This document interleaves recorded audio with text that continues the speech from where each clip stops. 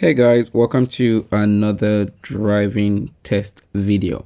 So this is going to be our first driving test video at Bishop Stortford Driving Test Center, and this was on the 18th of November 2022.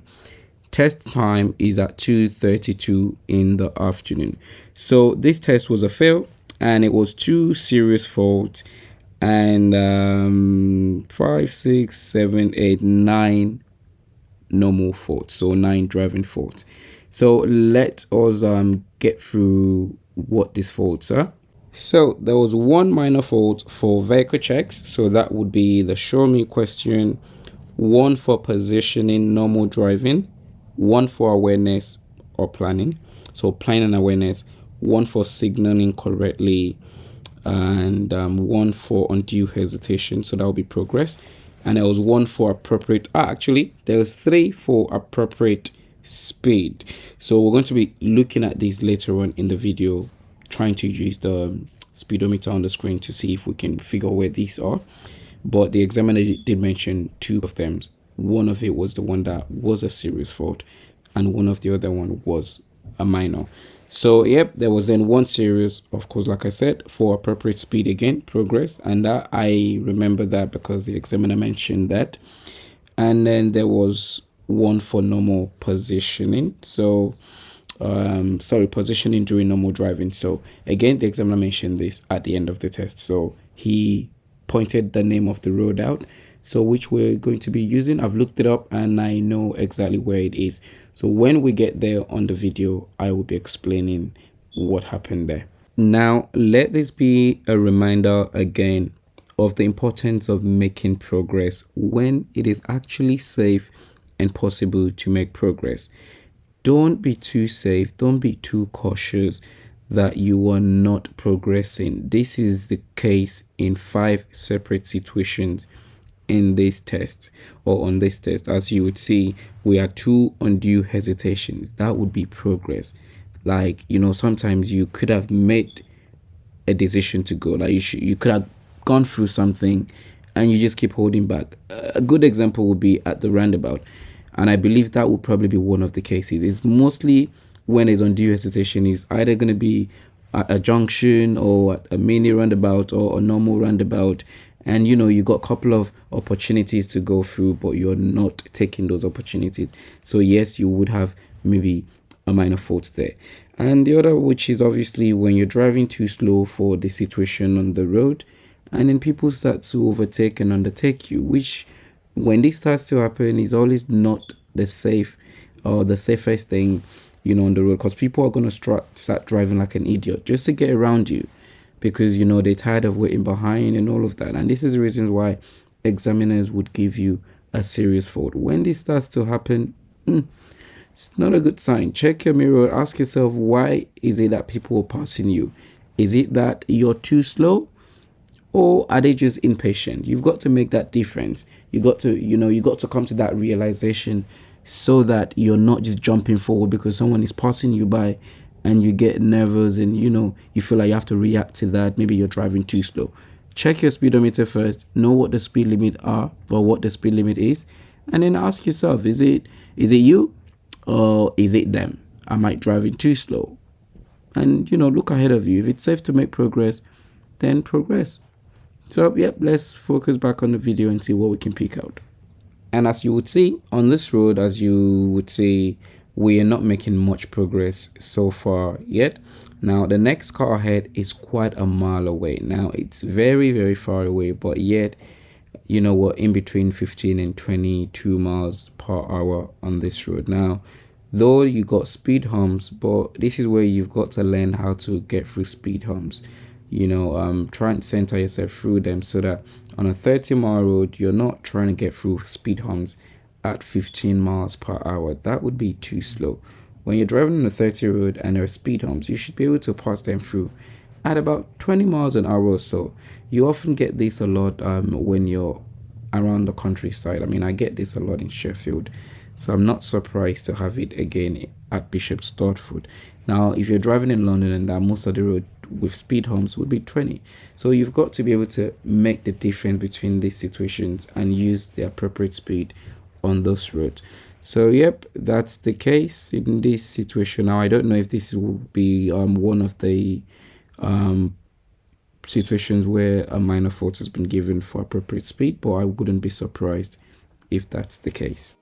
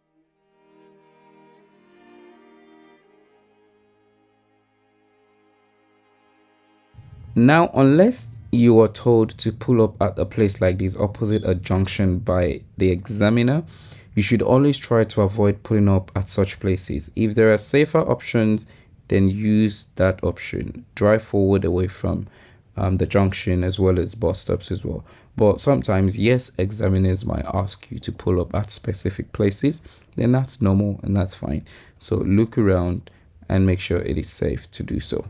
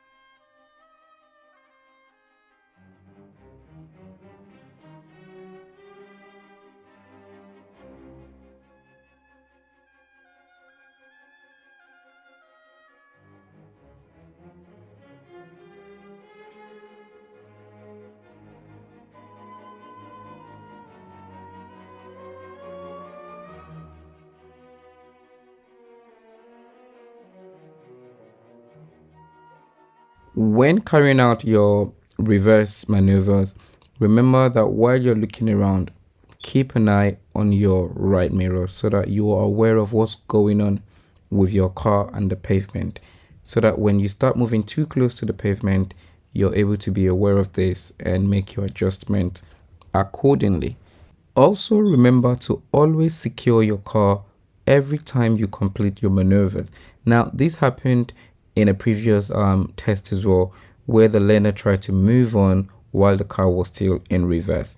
Now, it happened just as you would see here again, but luckily there was nothing around, or sorry, there's nothing behind the car, and this is one of the reasons why it wasn't marked as a fault. Now, remember that if there was someone behind you and you did this and the car went backwards too close to that person, or maybe another vehicle or cyclist behind you, then this would be unfortunately a serious fault, or could potentially be a serious fault. So keep this in mind. Don't get too nervous or carried away that you complete your maneuvers and you leave the car in reverse gear instead of securing the car.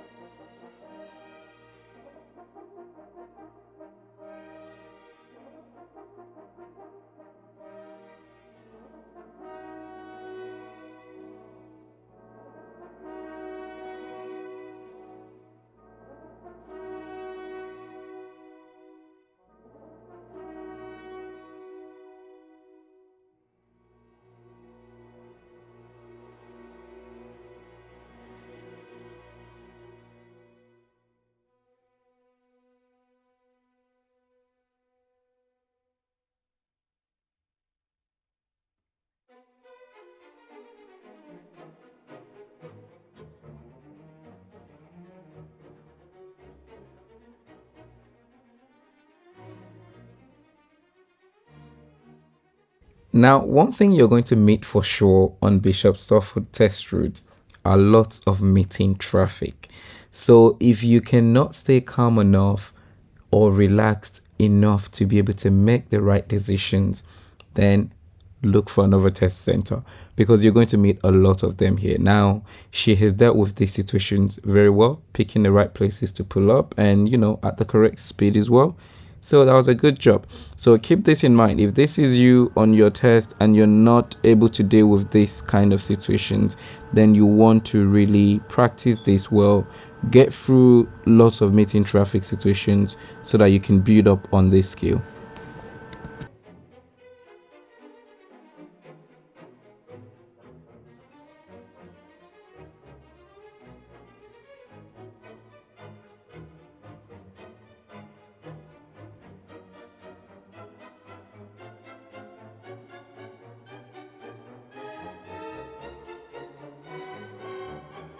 Now, ahead of us is where we had the first serious fault. This is Upton Road, which was the road the examiner mentioned.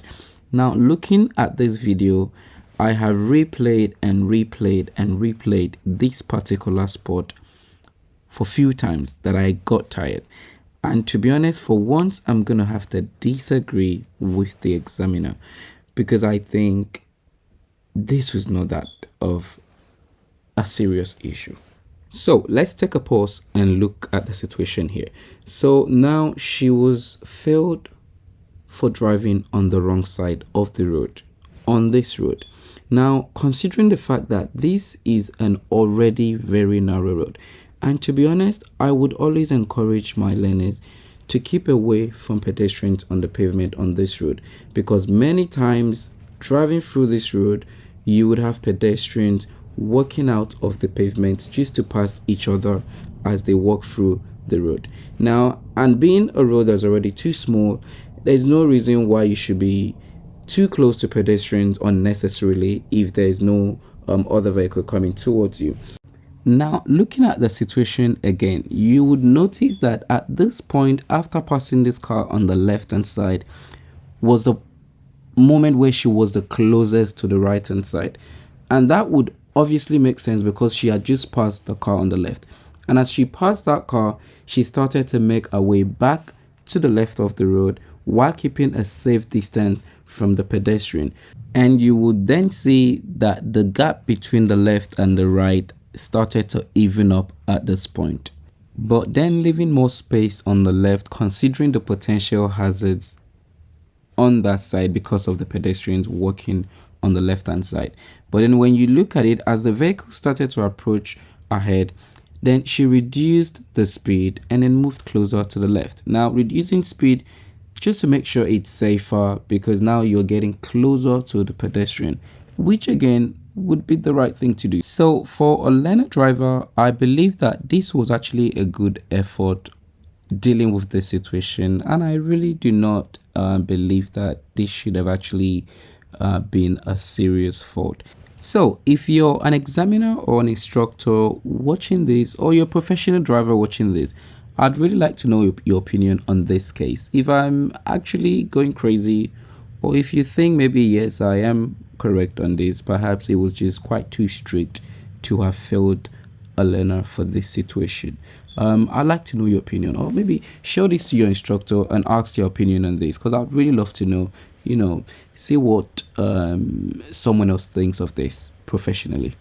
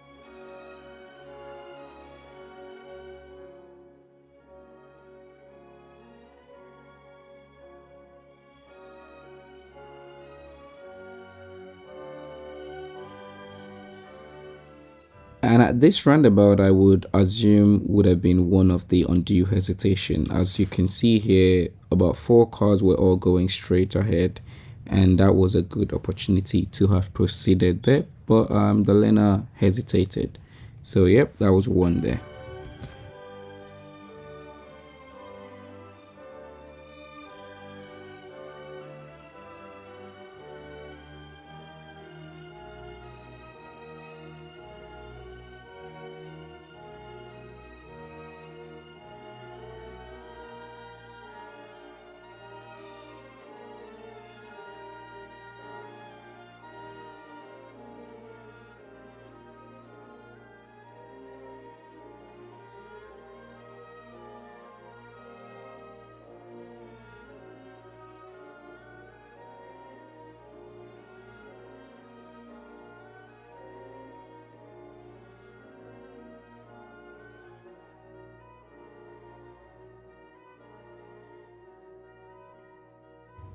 As you would see that the space on this road is quite narrow, so I wouldn't expect you to be driving at 30 miles per hour as a learner. So the speed at the moment should be fine, just fine for this road. Now if you take a note of the side cameras, you see that the car is quite close to the pavement on the left, and at the same time quite close to the center line of the road, which therefore means that your side mirrors would be even closer to oncoming vehicles.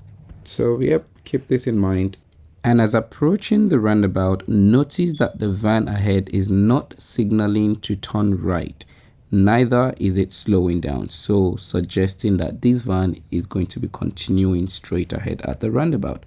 So remember, plan ahead and observe the signals on oncoming vehicles as you approach the roundabout, and of course keep in mind and consider their speed as well. This would help you make better judgment and decisions.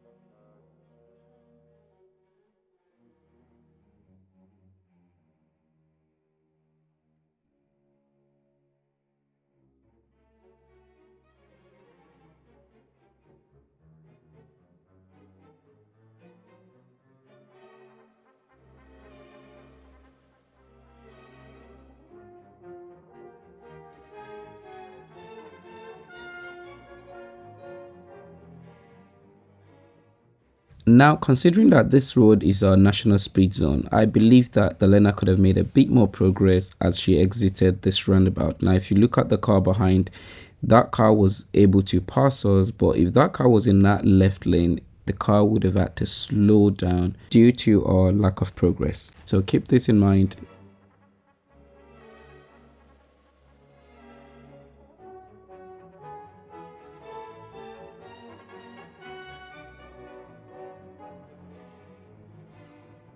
Now, keeping in mind that this road is a national speed zone, you notice that as we exit this roundabout and approaching the next roundabout ahead, we have not actually managed to get past 40 miles an hour, whereby the speed limit is actually 60.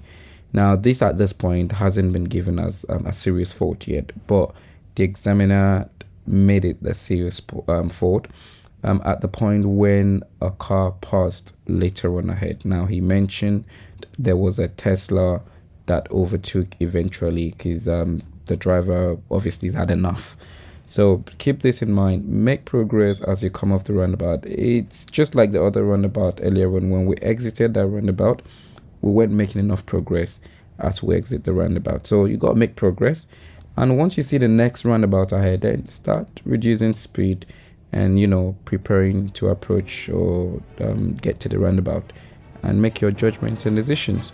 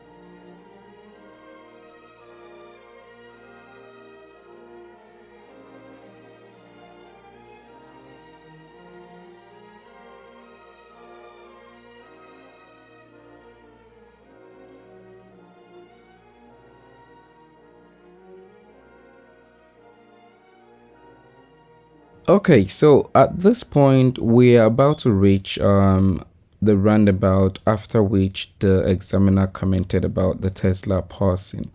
Now, if you look at the rear camera right now, the Tesla is nowhere in sight. So this car is actually not in the picture at the moment. Now, as we cross this roundabout, we are now coming out of the roundabout, right? And then starting to make progress. And at this point, you can now see that the Tesla is now appeared in the picture. Now, I just see this as another situation of an impatient driver who sees a learner car, and of course, he or she has a fast car and has the opportunity to, get the foot down on that gas and just, overtakes the car or the learner without, didn't want to be stuck behind the learner. So, to be honest, again, another situation where I again believe that it is actually quite too strict if that judgment was based on the situation that the Tesla overtook the learner driver. To be honest, I wouldn't think that would have been the situation I would pick if I was to be failing this learner for not making enough progress. So again, another questionable decision here. So this was really the second serious fault on this test, which again I can kind of slightly disagree with, because that Tesla did not actually stay behind us for any reasonable time. The Tesla came out from the roundabout, and a couple of seconds later, just about 3, 4, 5 seconds, it was on and off. So yeah, another unfair decision, I would say. And this is quite sad because the expectation on both instructors and examiners both instructors and learners are now quite higher now than it used to be because of the backlog. So it is really very, very, very tough. You would be at a very good level before I would take you to a driving test, because this is what the DVSA also expect. Because now the thing is, the results from each test would also affect an instructor now. And when, as an instructor, you see learners being failed for situations like this, you kind of question yourself. Because when you decide not to take a learner for a test because of mistakes like this, considering that one examiner might fail them for such a mistake, and then perhaps they go ahead and do the test with either another instructor or decide to find a private car and go for it.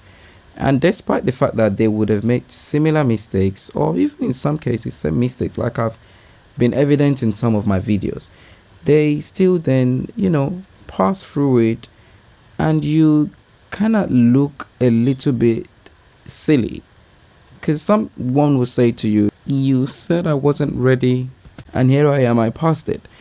So it puts instructors in a tight situation that, but yeah, this is the case. But anyways, unfortunately, that's the case on this test. There's nothing we can do other than, prepare and go for it again. Maybe a little bit can be done in terms of progress. So yeah, but would I fail the learner for that particular situation? Maybe not. And in terms of the first serious fault, that definitely should not be a serious fault, if you ask me. So maybe it is time for VAR in driving tests. Maybe VAE in this case, video assistant examiner. Don't you think?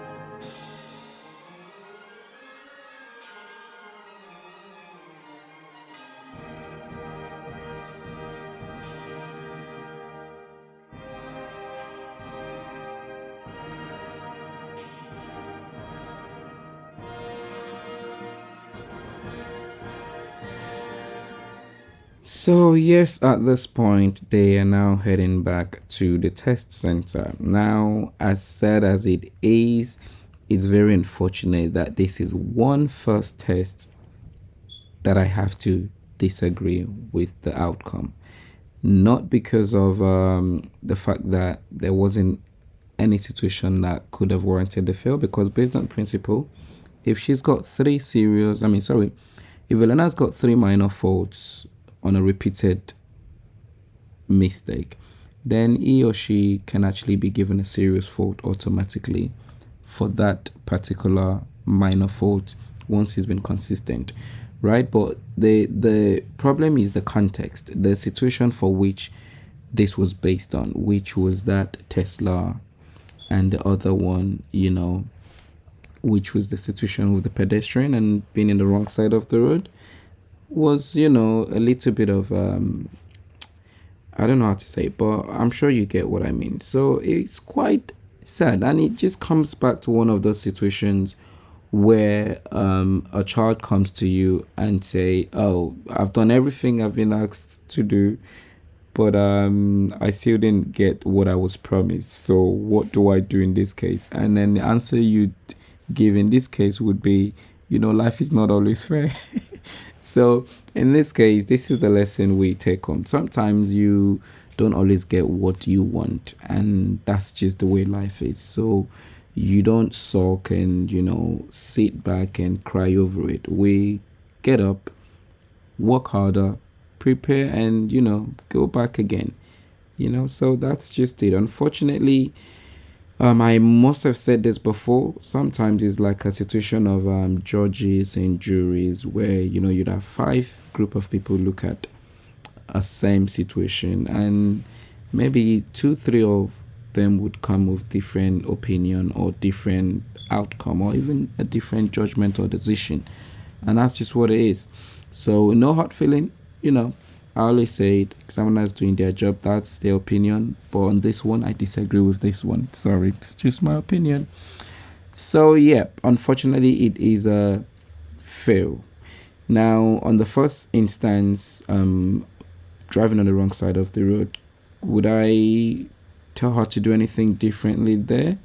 As a learner, I probably can't say she should have done anything differently there, because if you try to do this now, I'm literally going to be trying to make a learner driver or an inexperienced driver, asking an experienced driver to drive like an experienced driver, rather than actually considering or telling them to drive and make the safer decision, which in this case, has been done.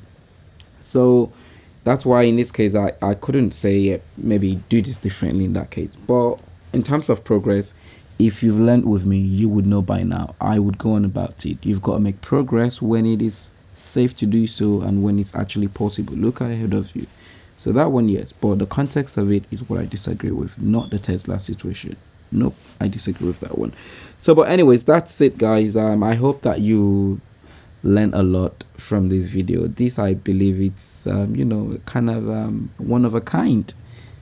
So that's really it. Thank you for staying this far if you have, and don't forget to like this video. It would really help the channel, and especially helping to get this video out there so that more people can see the video. And I would really love to see everyone's opinion on this particular circumstances on this video, the 2 serious faults. Don't finish this video without leaving your comment below. I would really love to know. Let's see it as a public poll, if that's the right word to say. Let's see what the general public thinks about this. Now remember, of course, video isn't going to give you a full story of everything, but with my experience as an instructor and as a very long time driver, I'm not just judging based on the speed, or I'm sorry, just based on the video. I'm judging it based on the fact that I actually know this road. I have driven with this learner on this road for many times. So that's what I'm basing this on, and I can see the speed on the screen, and I know what the speed is when it shows that number, because bear in mind the speed is not always exactly what it is in the car with, you know, sat nav or any GPS speed data or data speed and stuff like that. But I know what it is, I know the car, I know the numbers and all that. But anyway, so that's really the point. So it's not just based on the video, I know the circumstances around it, and in my opinion on this case, yeah, I disagree with this one. So yep, thanks for watching, and sorry for blabbing on again. I'm blabbing on again. You know, it really got to me. I felt like it was a really good effort, but unfortunately it didn't turn up or turn out to be a successful outcome. But yep, stay safe. If this happens to you on your test, don't worry, just relax. It's gonna happen. Prepare and go back again. So yep, take good care of yourself and stay safe on the road. Peace.